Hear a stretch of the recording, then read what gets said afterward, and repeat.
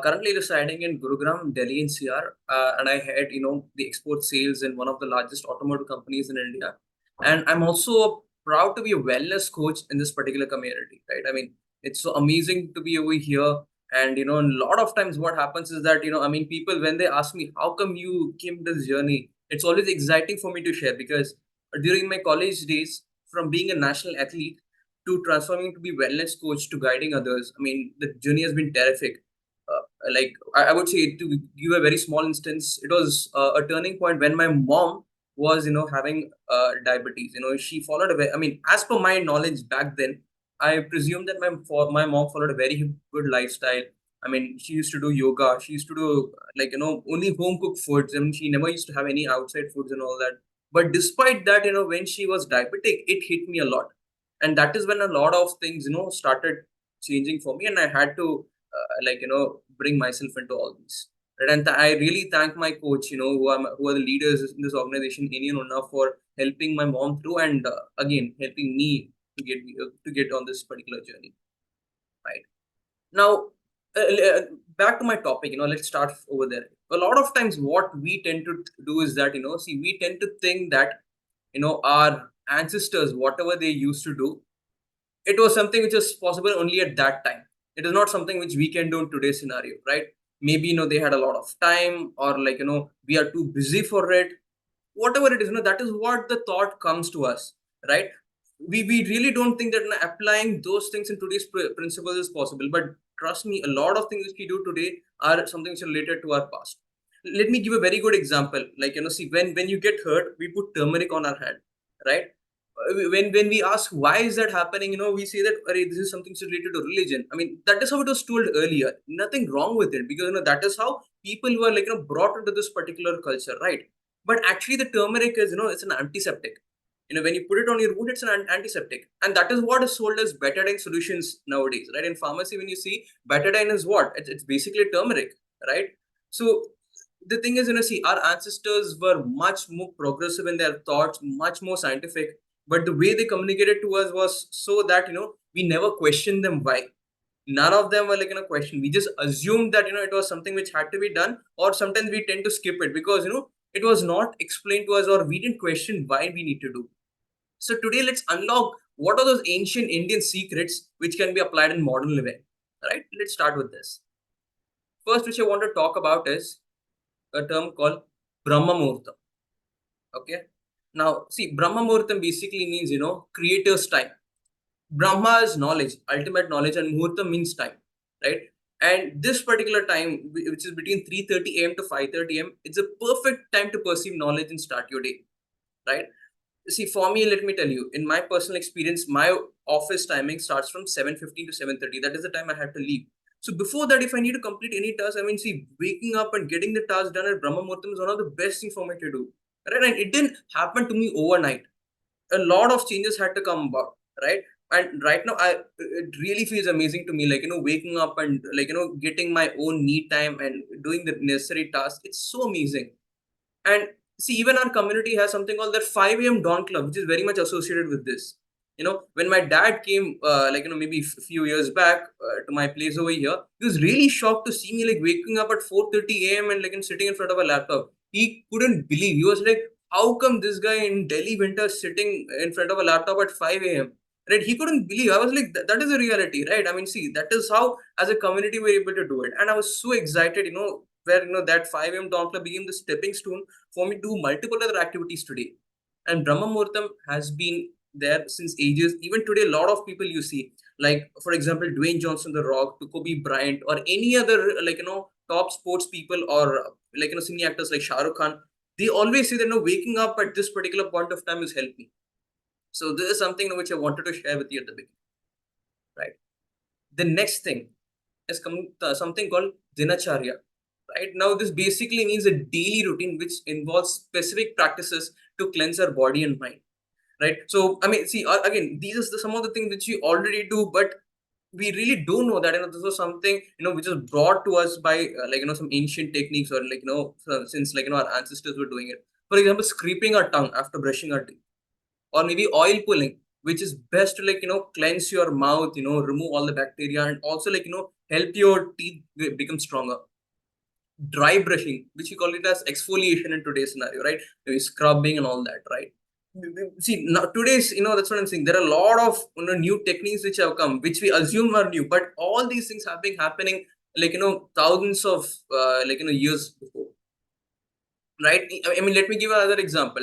Today when we use the hair dryer, earlier, it was a different thing. There was something called in Tamil, you say sambrani, where they put below, I mean, below women's hair for drying it. It used to give a beautiful smell also that time, right? I mean, that was something called dry brushing in one way.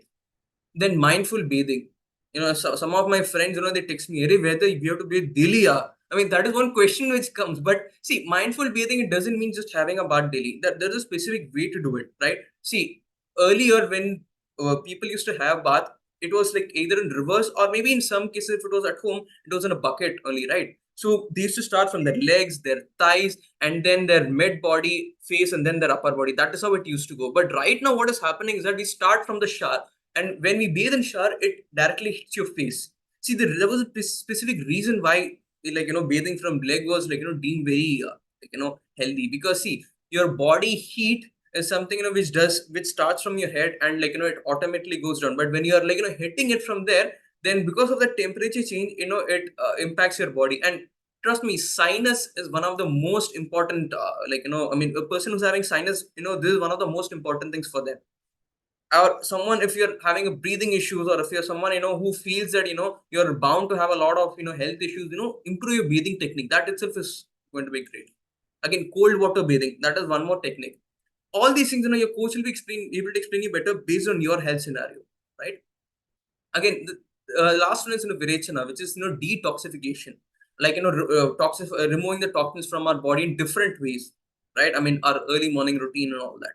So yes, detoxifying, I'll be talking about that a little bit later, but these are some of the daily routines which were done, and which some of us forget to continue in today's scenario.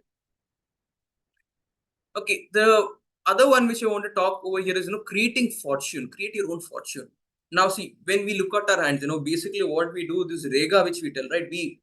I mean, our Indian sages, they used to tell, like, hold your hand like this, look at your rega, and then they used to tell you should chant certain mantras and all that, right? But basically, what those really meant was, you used to speak positivity yourself. They were positive affirmations. Like, yes, I can do it. I am getting it done. I cannot be denied. No, those are positive affirmations which you used to tell for yourself, right? Even see, Dr. APJ Abdul Kalam, he used to tell that, right? You wake up in the morning, you tell it, I'm perfect. It is a perfect day for me. I'm getting everything done. No, see, that is why he's at the level where he is.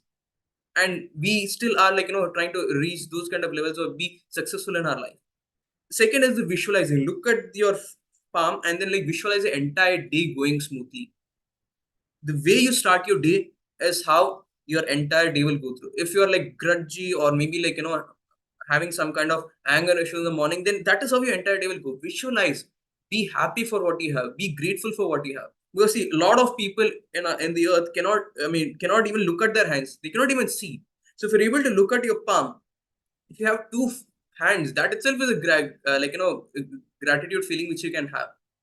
A simple thing, let me tell you. If you have a new dress to wear, I mean, a clean dress to wear every day. If you have a shelter on top, okay. If you have clean drinking water, or clean food, you are richer than almost 80 to 90% people on earth. Be grateful for that, right? Okay.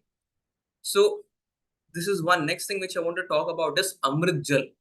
Okay. Now, a lot of us know what Amrit and Jal means. Amrit is nectar and Jal is water, right?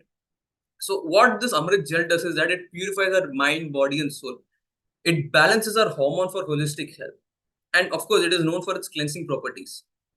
Now we'd be thinking, Arey yaar, now to get this Amrit Gel, I have to cross the Himalayas, go to the other side, sit in Tibet, meditate. No, no, no. All those things are not required. This is something which you can do at your home itself. What I'm talking about is detox water, right? See, all these things we have been doing it, like neem and lemon water. Lemon water, a lot of people are having it in India today, right? They say, okay, early morning, an empty stomach, have lemon water. What does it do? What all these detox water does? It purifies our body. This is what detoxification is: removing the toxins or waste from your body. All these, detox water, it balances your hormone. A lot of hormonal imbalance today is because of our improper lifestyle. But more importantly, The utensils must be correct in this. See, for example, the copper bottle, right, which we use today. All these copper, brass, or anything that comes from earth, that is what is more important rather than using plastic. Because see, when we talk about hormonal imbalance or cleansing properties, it depends on which container we are storing and how we are consuming it. If you're having a hot water in a plastic cup, it doesn't make sense. Those microplastics are going to enter your body, and rather than detoxifying, you'll be having more of toxins. So have all these detox water or whatever you have, have it in a metal which is coming from earth, like copper, brass. You know, please don't have it in aluminium. It has a different impact, but have something which directly comes from earth, so that your body is able to get purified. You'll be able to feel it. Once you have it for at least a week or so, you'll be able to feel it in your body rather than me telling it to you. Okay. Okay. This is one interesting thing. Prayer to God. Now, see, this is something a lot of people still are doing. And, this prayer basically, it helps us connect to the divine forces. It provides a humility within us, fosters humility, gives a great clarity. And maybe, there are a lot of people who say they have intuitive insights and guidance for them. I mean, personally, I've seen a lot of people, even experiencing that. Let me give a good example in the recent times. See, there was, Mukesh Ambani's son, I guess, I'm not sure who it is. He was, having a discussion with his driver. Not a heated argument. He scolded his driver and he came. Mukesh Ambani saw that. He was like, see, this is not something you're supposed to do. Just because you're rich, you're not supposed to do all these things. Go apologize to him. That humility, he is someone who is a revered person in term. I mean, he has a lot of reverence to God. He does pray daily, so that prayer to God, gives that kind of a humility despite whatever heights you go. Meditation is another form of prayer which can be done, right? See, prayer, it involves a lot of other techniques and spirituality which are involved, but meditation, doing it in the right form is more important. Om mantra, pranayama, silent meditation, it is important. But what most of us think is that just by looking at internet, Google, YouTube, we just look at that and we do it. But when we are not doing in the right form, it'll have a reverse impact on your body. I've seen a lot of people, they say that hey, pranayama is just alternating your nostrils like this. No, it's not like alternating your nostrils. Some people they hold both the nostrils and do pranayama. That is not how it is. Pranayama is a meditative technique where you sit in a relaxed position. Okay, breathe in through one of your nostril, hold the other nostril out. So there is a specific way to do it. You can't do it randomly, while walking or while jogging and all that. No, there is specific to do it.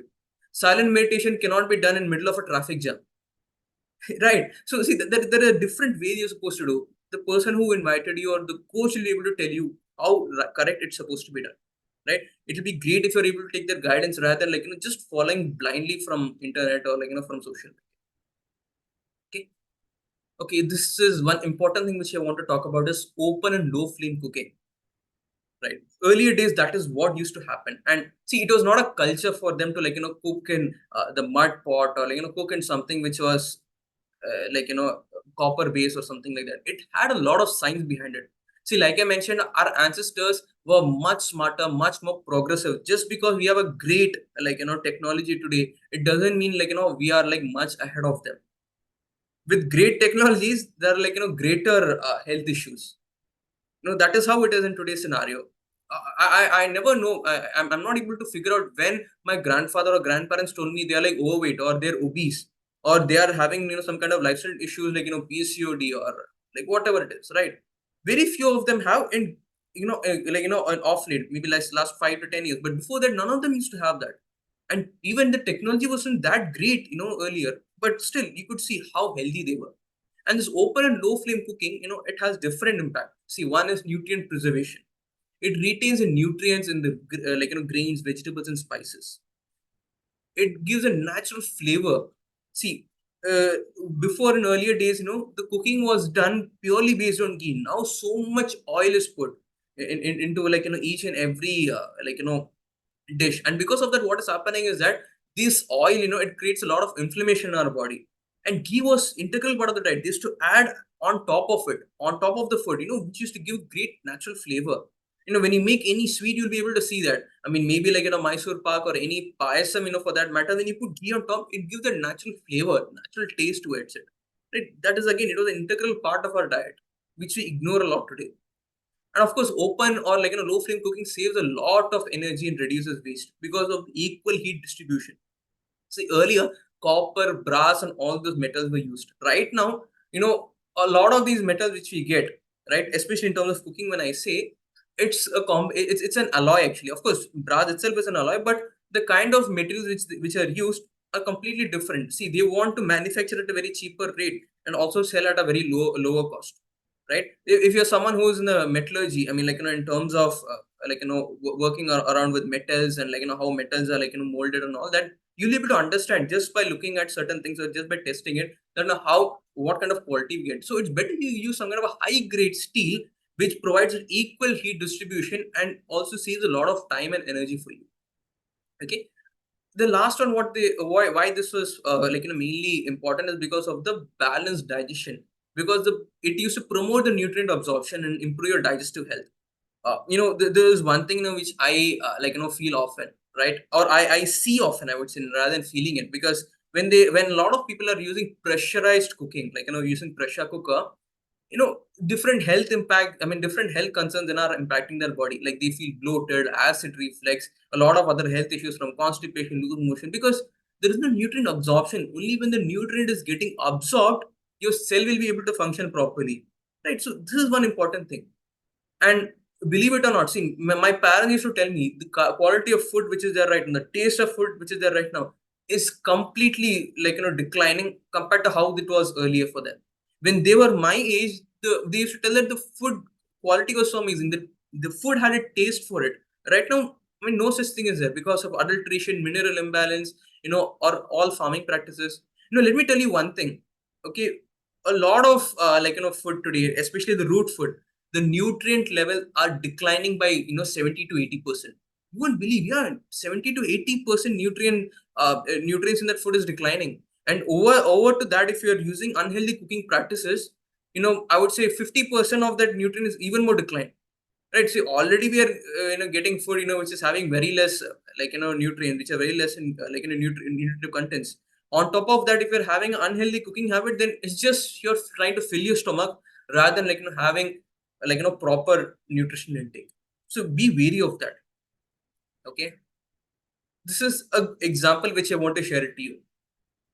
The mud pot cooking earlier days. How healthy it used to be, right? It looks so flavorful. I mean, it looks so colorful, flavor enhancing, and that is what we are trying to inculcate today. Open cooking method or multi-stack cooking in a high grade steel. So what basically does is that you can see. The color and the quality is completely retained in that particular food, right? You see, in today's scenario, sometimes what is happening is that when you cook cabbage, it goes green and comes out white. Yeah, I mean, it is like some process which is happening. Once my first time when I was cooking, that is how I felt. I was like, "Arey, it's a green cabbage. Where did the cabbage go? What paper is this inside it?" That is what I felt. And you put some masala on top of that, the color is completely gone. It is like some processing machine. You put something in, something else comes out. It's so difficult for us to identify all that. But see, if you're having this open cooking and low flame cooking, your nutrient is retained, like I mentioned. That color is that when it's so colorful, you feel like eating it. When it is colorless, dull and pale, you don't feel like eating it at all. And like I mentioned, pressure cooking, it reduces 50% of your nutrients when you cook in that. That is one of the most deadliest thing. I would say technologically very advanced, but nutritively, I would say it's completely. I would say waste of time and effort. To be very frank. And more importantly, this Teflon clothing or even the low grade steel which we use, you can see how it is getting leached. Right? We may not be able to figure out very easily, but over the time when it happens, it impacts our body, inflammation, and a lot of nervous breakdowns, like for example Alzheimer's, Parkinson's, and many other things impacting our body, and even cancer. This is one of the main reasons. Cooking in pressure cooker, Teflon, or low grade steel, low grade aluminum, or even aluminum for that fact. These are some of the main reasons why all these lifestyle disorders which are related to nervous system or cancer are shooting up in the sky. Please be wary of it. Yes, and this is one important thing, which we completely ignore. How to eat right. See, this is a very good example of a South Indian diet. Not only in South India, in every part of India, this is how it is. When you take a Rajasthani meal, there is one specific thing, right? When you take, somewhere from Kashmir, there is one specific, meal which is designed for that. But all these things have vegetables in majority, because vegetable varieties are 50%. It has a lot of fiber, vitamins, and minerals. And this fiber helps you aid in digestion. Vitamins, of course, in immunity, and they are very rich in antioxidants. Minerals, it improves your metabolism. And this protein, which is mixed with complex carbs, like for example, dal chawal, roti and dal, or maybe sambar rice, rasam rice. These all were made for a very specific reason, right? Because see, when you mix protein and complex carbs, that is when it supports your growth, development, repair of tissues, rather than having both of them alone. All these things are very well thought of by our ancestors. More importantly, good fat and probiotics. For example, charge or the buttermilk. It gives its fullness to your stomach. Firstly, after you have your meal, when you have that buttermilk, gives it fullness to your stomach. When you add good fat on top of dal, sambar, or rasam or anything, it reduces the inflammation. And more importantly, there's a hormonal regulation which takes place. When your inflammation is reduced, your nutrient absorption is high, right? And because of that, your hormonal regulation takes place. And all these things, which if we are able to follow what was told to us, and this is not something new, right? See, all of us are having this. If you go to any kind of, festivals, or maybe any functions, this is how they're going to platter it to you, right? So why not we try to inculcate the same? Maybe your coach or the person who is bring who brought you to this particular place, they'll be able to tell you how you can do it as per your eating habits, as per what you like, as per your routines. They'll be able to guide it for you. Okay, right. Okay, now active lifestyle. Okay, now see, in olden days, or maybe forget olden days, why should I talk that much, our grandparents for that matter, in certain cases, even our parents, there was exercise behind every activity. Like pulling well from the water, it used to improve your body strength. Tell me, how many of us can pull 10 buckets of water from the well? It will really be tiresome exercise. I mean, it'll impact your shoulder, it'll impact your back, it'll impact your arms. Really, that was something that was done earlier. The motor and pestle grinding, when you grind it like this, it stretches your body, it stretches your back, it gives that mobility. It was a great joint workout. That rangoli, balancing and strengthening. See, nowadays we are getting rangoli in the sticker format. We don't even know why we are doing it, and we just blindly following certain things. But sitting on that particular position, putting rangoli, those flowers, it used to give a fragrance. When you put rangoli using the rice flour, the bird used to come and have it. Right? It used to clean the pest which are there in your house. So there was a very specific reason why we used to do it. And see, let me tell you, there were obvious dialogues in which our parents used to hear. I used to swim 3 rivers and 7 hills to go to the school. You have a car right now. I used to walk for two cities to go for work. See, I mean, it is kind of true in today's scenario that our life is so luxurious. But in earlier days, yes, that is how they used to walk a lot. They used to have a physical activity imbibed in everything they did. Unlike today, we have a grinder and mixie for everything. We have a pump or a motor, which brings the water to us. But earlier days that was not so. But how we can inculcate that in today's scenario, that is more important, right? Let me explain you that in today's era how we can do it. See, let's again follow the same concept. Exercise behind every activity. Play with your kids. Have a couple workout. There are so many couples workout which you can do together. Follow 1-1-10 routine, which basically is for every 1 hour, do one workout for 10 repetitions. So maybe when this open house is getting over, do 10 push-ups. Again, after 1 hour, do 10 squats. Do some 10 repetitions of any one workout after every 1 hour. And trust me, that is like one of the best things which can happen to you, rather than dedicating a single workout time. If you're able to do, I mean, dedicate a single workout time, nothing like it. But if you're able to follow this particular 1-1-10 routine, it's amazing, right? Because a lot of us are working from home, we have the facility to do it by ourselves. So why not? And the last one is NEAT, which is non-exercise activity thermogenesis. Let me give an example. When you're talking over phone, why don't you walk and talk? Instead of sitting and talking like this, why don't you keep walking and talking? You will be able to achieve your step count also. Maybe if it is 10,000 steps or 8,000 steps, whatever it is, you'll be able to achieve a step count. No, why don't you climb, use the stairs to climb instead of using the lift? No, all these things are not a dedicated exercise which you'll be doing at a dedicated time, but rather all these exercises will be inculcated in your habits. maybe like buying vegetables from the market. When you carry it, it strengthens your shoulder, it strengthens your arm. You will be walking a little, I mean, like maybe a kilometer or so. That will be like a great impact to your calf muscles, your legs, your overall body, I would say. Try doing that, and that is what we do call it as farmers walk today, right? And when you go to gym, they say, okay, farmers walk, that is one exercise which you're supposed to do. All these things were done earlier. All these things are like something which have been like brought along, but we forgot somewhere in the middle, but or we rather didn't question why we are doing certain things. Okay. Dining and sleeping routine. One important thing which I want to tell was, this particular thing. Intermittent fasting. See, when we talk about intermittent fasting, we feel that we have to skip one meal or skip two meals just because we have to follow the 12-hour routine, right? 12-hour fasting routine to be precise. In earlier days, what they used to do, they used to eat between 6:30 to 7:30 p.m. the dinner, and breakfast was between 7 to 7:30. So after the Brahma Muhurtam and everything which you used to do, 7 to 7:30 was the breakfast time. And today that is the same thing which our coaches in this community are telling. Have your dinner before 7:30, have breakfast by 7 to 7:30 in the morning. Dining on a banana leaf or silverware. Like banana leaf is not possible, but have like a metal plate, a silverware plate. Something which is stainless steel, rather than having it on a plastic or a glass. It gives a different impact to our body, right? And so you don't have to really skip any meal. You have all the three meals. Intermittent fasting is still possible because our ancestors are able to do it. Our grandfathers are able to do it.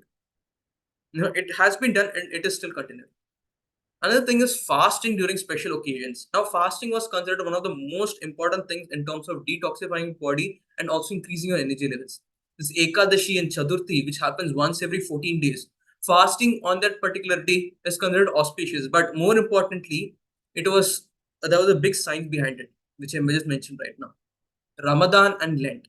Ramadan, it happens for one entire month. I mean, it's so amazing to see people having that kind of a self-control and doing it.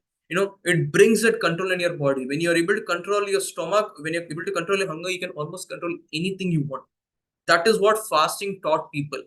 But nowadays, we try to do it in a much different way, right? So all these things, which were like, told earlier, has a great significance. Let's understand why. Ask why we are doing it. What is it that we are supposed to do? And again, earlier days, there was no mobile phone or like smartphone which were there. There was no distraction. They used to sleep early and wake up early. That is what sleeping routine was like. By maybe like 8 9 p.m. Right, and they used to wake up by like during Brahma Muhurtam. So that was more than sufficient for them. And today's scenario, what we can do is digital detox. Keep your mobiles, laptops, everything away for 30 minutes. That is one of the best things. Give a family time. Read some books. Spend time with your family. That is something which we are missing a lot today. Dining with our family, that is also is being missed. Today, I would say husband is like eating on different time, wife is eating at a different time. Even husband wife like living together in the same house itself is a joint family nowadays. Before, joint family was staying with the in-laws. That is what was matter. I mean, that is what was like told. But right now, husband wife together, they're staying in the same house. That itself is a joint family. So let's try to like bring all those things, what was told to us earlier. Okay, this belongingness. See, you would have seen a lot in the movies and even the villages today that sitting in the under the banyan tree and discussing a lot of things, right? It had a very significant purpose. See, the community connection, it used to foster empathy. It reduces the loneliness and isolation. Believe it or not, the last pandemic was COVID. The next pandemic might not be like virus attack or bacterial attack. It is loneliness. A lot of us have seen that during the COVID, right? A lot of us have seen that when you're isolated at home, a lot of mental health issues, came about. And this particular community connection will help you avoid that. It provides a sense of purpose to us. Why are you connecting in the sea? Especially this open house. Why are we sitting over here? All of us are connected for a very particular purpose to understand about our health, gain more knowledge, improve our health. And again, it promotes some emotional well-being. See, for example, in my scenario, when my mom was someone who was diabetic, or my father was someone who had a little bit of digestive issues, my sister or my wife for women's health, whatever it is, it had a, like connect for me where I didn't have to like worry too much about it, and I could share with my leaders, my coaches over here, who used to like promote what healthy lifestyle was, and that is the biggest blessing that we have today. It strengthens the social bond. Shared values are reinforced. talking to people in this community, getting along with them.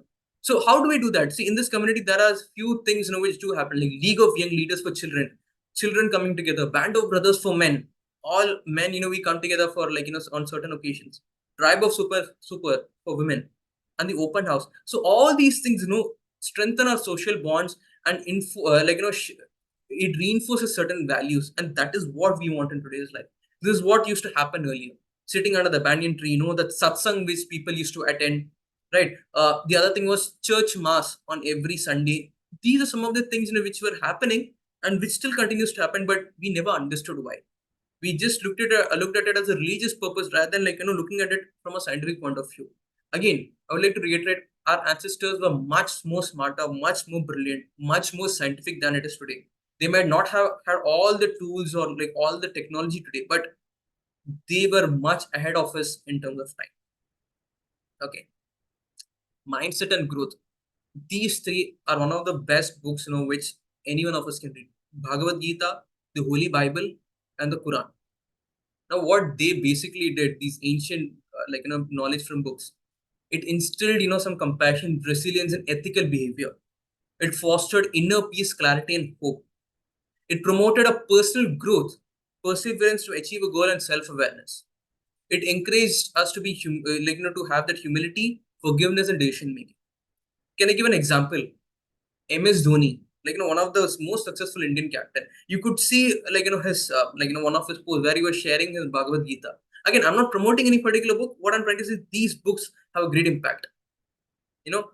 Mike Tyson on Holy Bible, Muhammad Ali on Quran. So everyone, these people are on top of their field because they were able to have that mindset, grow along with it.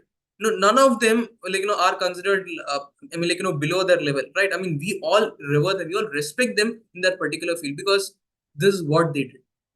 And see, even scholars like Chanakya, Swami Vivekananda, or Adi Shankaracharya, they talked about all these things, the ethical governance, spiritual and personal growth for modern living. And that is what are mentioned in these particular books.